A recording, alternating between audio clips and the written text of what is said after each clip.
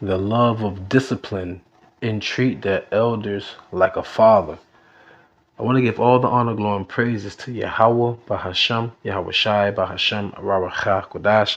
Double honors to my elders, who are the elders of Great Millstone, who are the elders of all of Israel. Singing honors to the elect, peace and blessings to the 1/3, and to the confusion of faces in the four corners of the earth. Shalom. So pretty much this video was inspired by this article that I'm reading.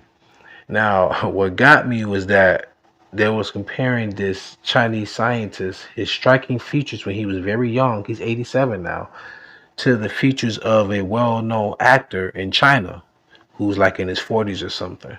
So as I'm reading through the article, I was just so struck by how disciplined he was in his life to become that scientist, and how he did not use his attractive looks, right, to woo women or to veer him away from his path.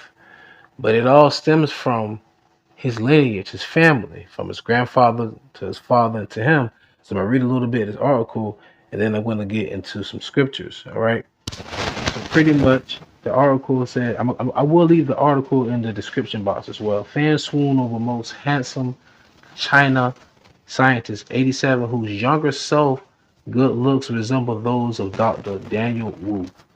So that was him when he was younger. Let's say what, in his 20s? He's 87 now.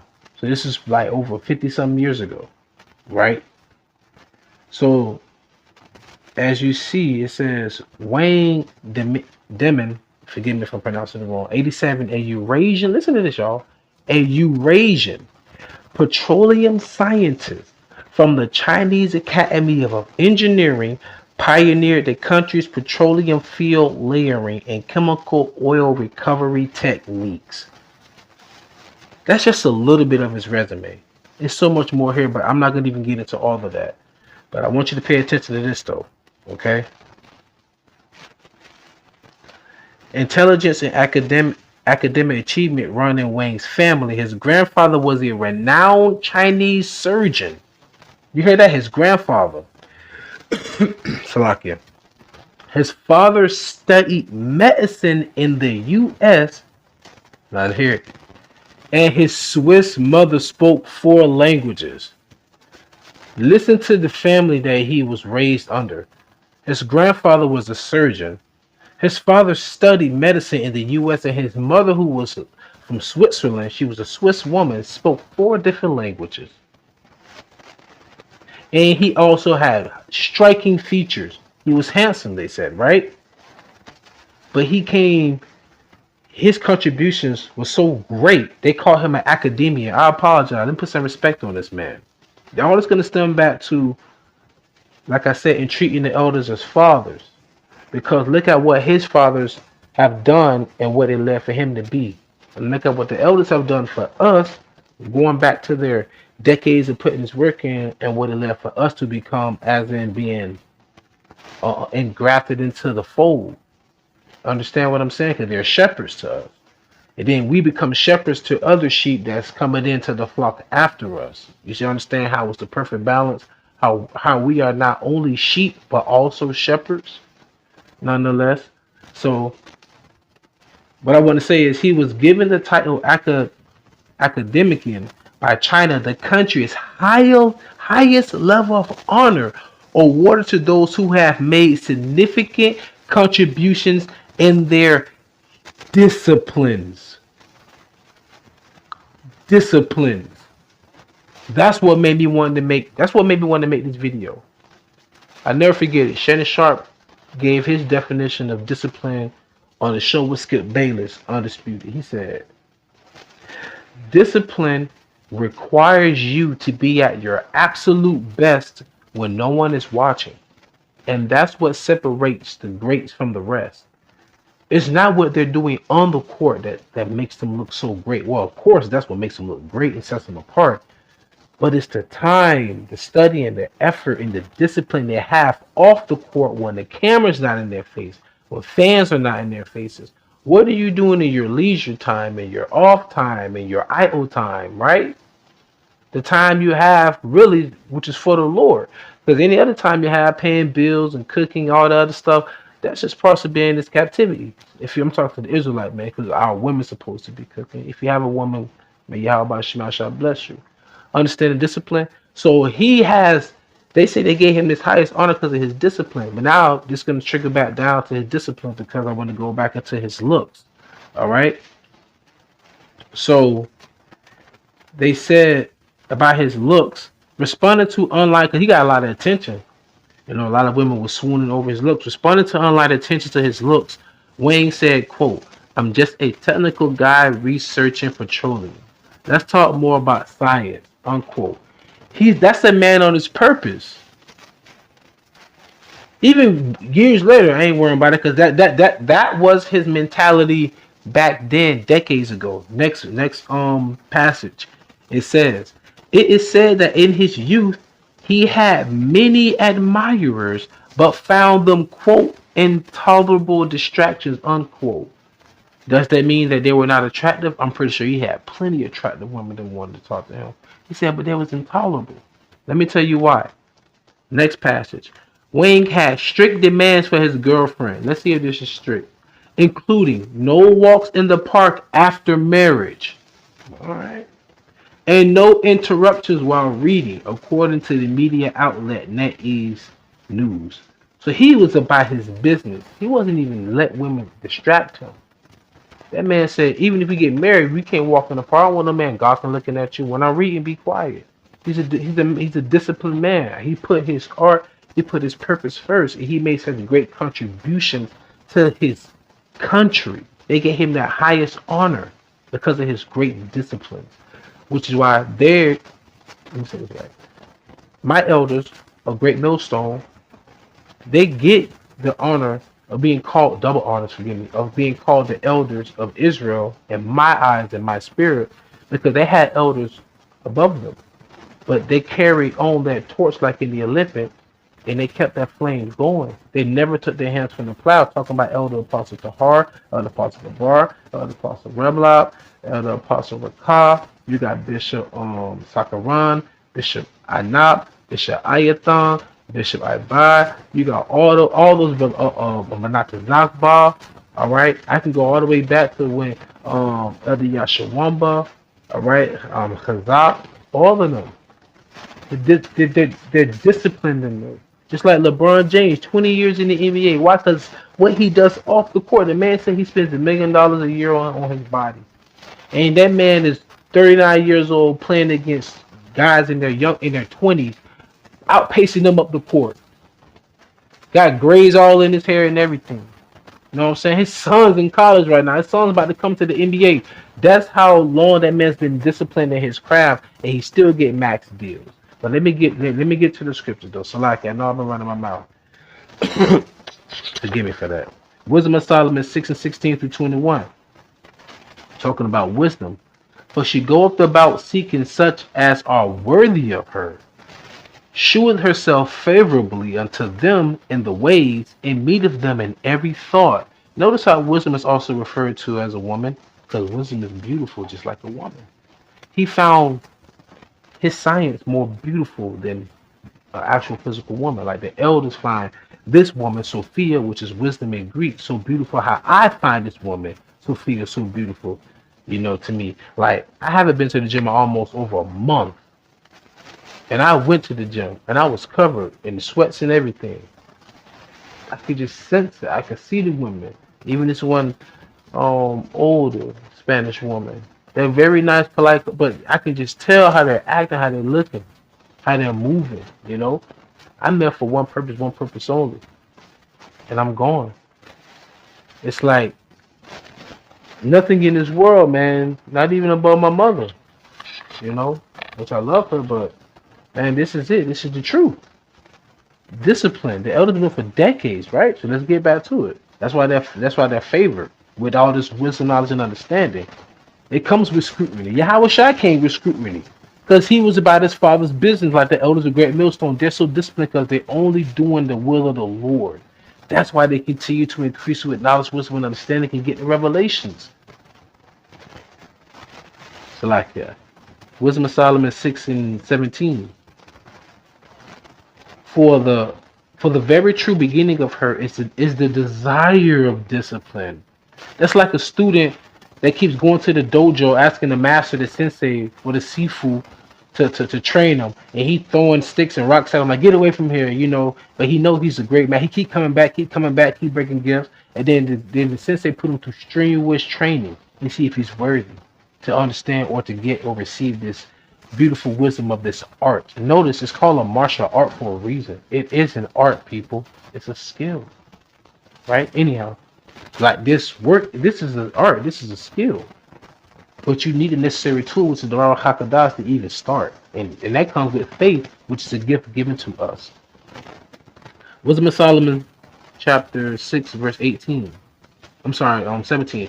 For the very true beginning of her is the desire of discipline, and the care of discipline is love, and love is the keeping of her laws. That's another verse for the love. Love is law, is the law, and the giving heed unto her laws is the assurance of incorruption. Meaning you, Lord willing, we don't die. Thinking and giving heed, not to being hearers only, but doers too. That's heavy. Verse 19, incorruption maketh us near unto God. Oof. Come on, man. Therefore, the desire of wisdom bringeth to a kingdom. If your desire, if your delight be then in thrones and scepters, O ye kings of the people honor wisdom that ye may reign forevermore. And that's what King Solomon he received. Knowledge, wisdom, and understanding to rule over a great people. But what became his fall? That woman. The women, forgive me, 700 wives, 300 concubines, right? Concubine just means that it's a heathen wife, but she's not on the same level as an Israelite wife. Israelite wife is the wife. Heathen wives, heathen women, the concubines, they'll be like mistresses, which the wife knows about, but hey, it's like Sarah and Hagar. Anyhow, let's get back. So the delight of thrones and scepters go back to discipline. That goes back to Wayne. His grandfather was a renowned surgeon. His father, listen here, his father studied medicine. And even his mother. Think about that, because remember, who's the first teacher of any culture? The women. Even the mother spoke 4 different languages. Do you not know what kind of discipline it takes to speak 4 different languages? I can sit here and say I speak 3. I speak English, I speak a little Paleo Hebrew, and I speak Spanish. But fluently, no. But there's still the discipline to want to learn it, to understand it. And he was under all of that tutelage, which led for him to have such a great contribution to his country. They gave him the highest honor. Like the elders get double honors. That's why I say single honors after that. Why? 1 Timothy 5:17-18. Let the elders that rule be counted worthy of double honor, especially they who labor in the word and doctrine.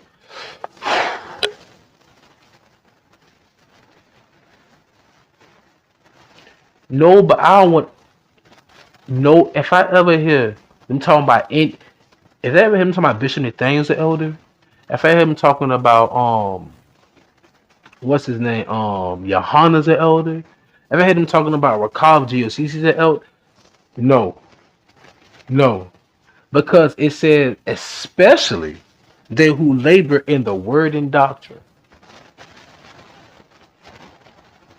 I mean, in the doctrine of YAHAWASHI, going back to John the 7th chapter, he said, "I come." He said, "My doctrine is not of my own." That's what y'all doing. Y'all representing that Titus, the 1st chapter, right? Because you don't even acknowledge the Lord. You don't even give him the glory. Because you don't even say it in his name. Bishop Nathaniel, Most High, or whoever blessed. Stop. I don't want to even say it. Nonetheless, 1 Timothy chapter 5, verse 18, for the scriptures saith, thou shalt not muzzle the ox that treadeth out the corn, and the laborer is worthy of his reward. And what is our reward? Salvation. But see, that's why I said I made the title also Entreat the Elders Like a Father. Because think about the discipline of Wayne's fathers, his father and his grandfather. Look at how the elders guide us like sons. They treat us, I look at them like fathers, because think about it. Some brothers wasn't raised with their fathers, or didn't even have a father figure, maybe not. But I'm gonna be honest with you. It was a man I grew up with. No, not that I grew up with. I grew up in my neighborhood, but I met him, and he told me one thing. He said, "Stop worrying about what others think about you, and stop trying to make everybody else happy, and put you first. Say, I think about you." Like just that little spec. And then the elders about like being a man and how to address yourself and being confident. That just put the icing on the cake. That was around 2009. I graduated school '06. That 3 year span, I was out there just wilding. You know what I'm saying? But the thing about what the elders did for me was that it gave me more confidence to believe in the word because I felt alone.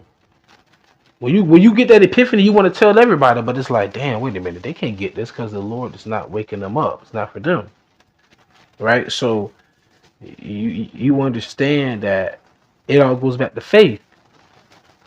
It goes back to faith. When you look at the longevity of someone that's been doing something for so long, you kind of started to believe them. Can you imagine when Noah was building the ark, right? Imagine, and like it was over 100 years it took him.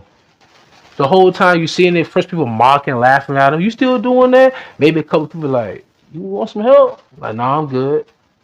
And then all of a sudden, the flood came. But it was the discipline that kept them going. And that's the same thing with the elders of Great Millstone. Their discipline and their faith. And a lot of people love to talk about faith and go to Hebrews 11:1. But why won't y'all just read the very next verse? But I'll do it for you. This is Hebrews 11:1 and 2. Now faith is the substance of things hoped for, the evidence of things not seen. For by it the elders obtained a good report. That's heavy.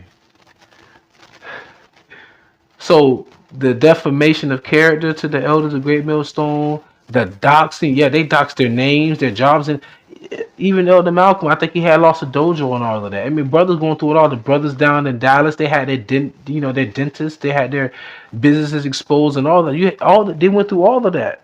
But talk about the elders of Great Millstone, the things they went through, they still gained a good report from who? The Most High and the ones that believe. Like the Lord said, by the foolishness of preaching to save those that do believe. It's not foolish to the Lord what we're doing. It's foolish in the eyes of them. It's foolish in the eyes of those that don't believe that we're out here to save those that do believe. Well, you're supposed to feel like it's foolish to you because you don't believe.